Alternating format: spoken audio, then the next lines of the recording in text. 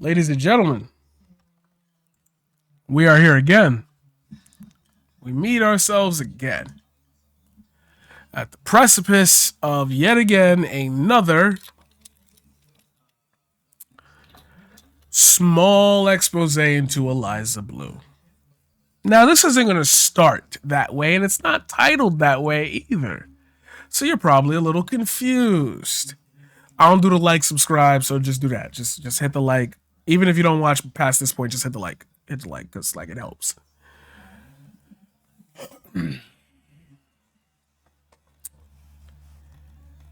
I watched the Timcast piece that you guys shared with me. I was unable to do it on stream because I was trying to find clips of it so I could digest it slowly. But we only found that one clip where she was talking about the survivors, which is going to come back to haunt us again in another video that you're probably going to watch about Andrew Tate. That's probably up before this one, so you probably now know what I'm talking about.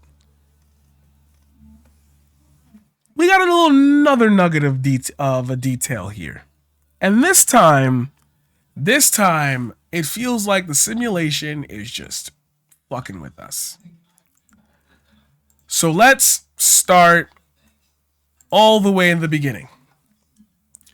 Felicia Killings is somebody that I used to follow, that was somebody who considers themselves part of the creator of or a pusher of a movement called the Conscious Conservative Movement. Number one strategist for national and statewide conservative victories using effective black outreach.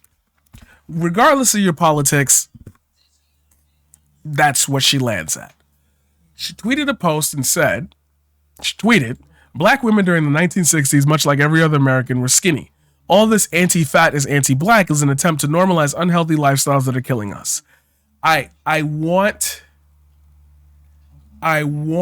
to be so clear here. Thank you.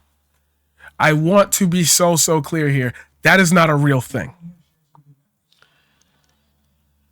That is not that stop the unhealthy lifestyles. People are still skinny. Black women are still skinny today. What are you talking about? Why would you say that? There's the and it's like the quote unquote response, or quote unquote, for you debate bros, dunk would be to just say, if you looked outside, including yourself, you are skinny. So like, are you not using yourself as an example? Come to be a blessing for our virtual work of ministry as we empower women for greatness. We're bringing conservatism to black communities nationwide and teaching women how to rebuild their lives. Your 25 plus donation makes all the difference. Outreach. This woman is going viral for equating fatness, obesity with being black. Her arguments, and she's reposting libs of TikTok. So when I say it's a cycle, okay, let's, you know what? Besides, obviously, the misinterpretation that libs of TikTok is, like, we're not even going to go into it. Let's take this specific tweet right here, and let's just land us in the camp. She reposted something from libs of TikTok, who we believe allegedly is promoting stochastic terrorism.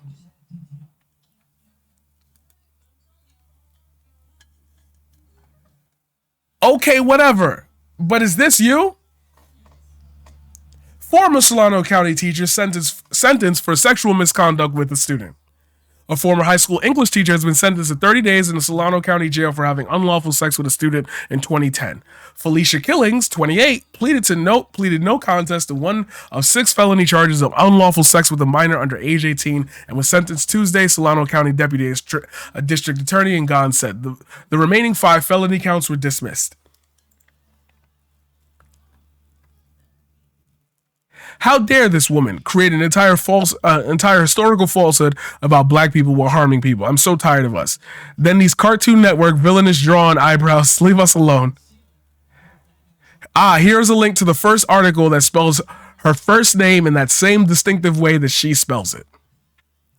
So of course I was like, oh, we got another one. Holy shit, the House of Cards is collapsing and no one is safe, because between the Kai Senate thing, and yes, For the chatters who know, yes, we have to talk about Andrew Callahan. You gotta give. I cannot do all of this in one day. It's not possible. I wish I was getting tons of subs for it. Like, y'all know me, not for the clout. I just want the record on. I spoke on it. We will talk about Andrew Callahan more. But the House of Cards is falling. And it's not looking good. Not looking good for creators. It's not looking good for the ecosystem. It's not looking good for anybody who wants to make their money selling a personality on the internet. Because now, trans people, especially, you know what? I could just make this argument with just trans people because I can include an intersectionality of all minorities. There is a sick web right now that is getting uncovered. So, this tweeter said, wasn't Eliza Bleu raising money for this woman?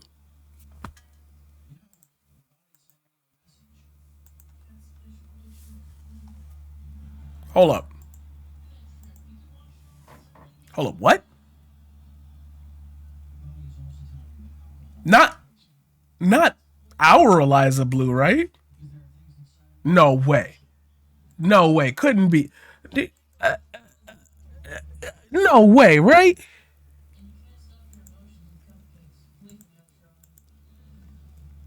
Without me making a claim without evidence, I wouldn't be surprised. Claim away, folks. So this person is talking about a whole bunch of threads and everything. Um this is a thread, this is a bigger thread on Eliza Bleu.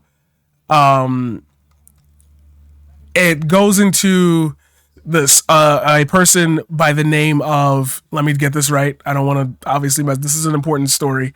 Um Crystal Kaiser.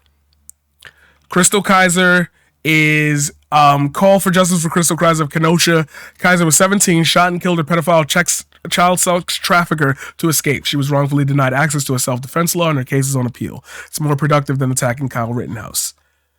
Thread goes on, right? I've already vetted the sources, obviously. That's why I skipped all of this. Here is a thread about Eliza Bleu, formerly known as Eliza Cuts, Eliza Seep, Eliza Knows. Give it a read.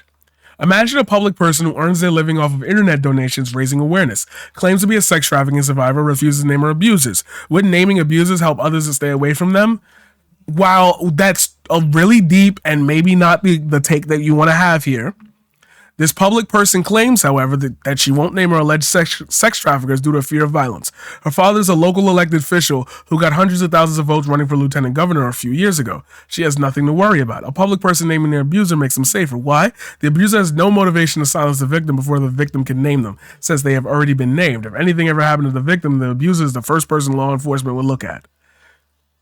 Eliza is blocked, so feel free to her to help protect women by naming this high-profile athlete she accuses of sex trafficking.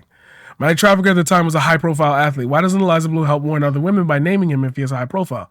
It's really weird to see a person speak one way than another. Then 5 years ago, speaking a completely different manner, tone, accent, tone. Chicago curvy model Eliza Knows claims to refuse them, and this is the video that we covered. Read the whole thread. Haven't doxed anybody or their families, blah, blah, blah. This other person that we also used as the cover did it.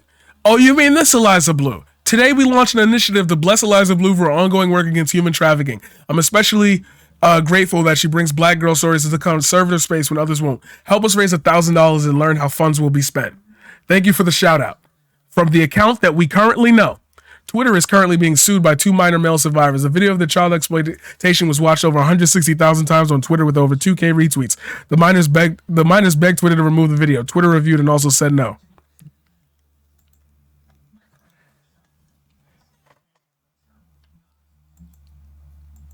This shit is the laziest. This shit is the laziest. You. So they're connected. And we already proved that Eliza Bleu's a grifter, whether or not she's touching on reality. So now everyone connected to them is also been sentenced, not accused. I really want to make that clear. Not accused. Not accused. Not accused,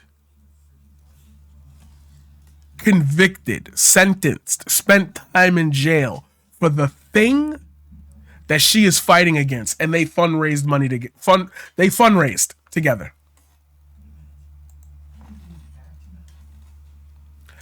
At some point, and I hate to say it this way, I feel like everybody who gets the ground running really forgot, yo, the internet really only became a mainstay on our phones in like 2010, 11.